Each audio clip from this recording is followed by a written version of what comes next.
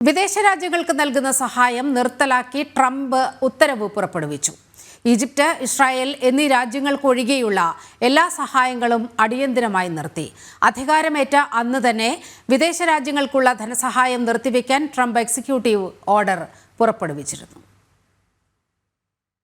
വിദേശ രാജ്യങ്ങൾക്ക് വൻതോതിലാണ് വികസന മാനവിക സഹായങ്ങൾ അമേരിക്ക നൽകുന്നത്. ഇവയെല്ലാം അടിയന്തരമായി നിർത്താനുള്ള ഉത്തരവ് അധികാരമേറ്റ അന്നു തന്നെ ട്രംപ് പുറപ്പെടുവിച്ചിരുന്നു. തുടർന്നാണ് ഈജിപ്ത്, ഇസ്രായേൽ തുടങ്ങിയ രാജ്യങ്ങൾക്കൊഴികെയുള്ള സഹായം നിർത്താൻ നടപടികളുണ്ടായത്. രണ്ട് രാജ്യങ്ങൾക്കുള്ള സൈനിക സഹായം തുടരുമെന്നും സ്റ്റേറ്റ് സെക്രട്ടറി മാർക്കോ റൂബിയോ ഒപ്പുവെച്ച ഉത്തരവിൽ പറയുന്നുണ്ട്.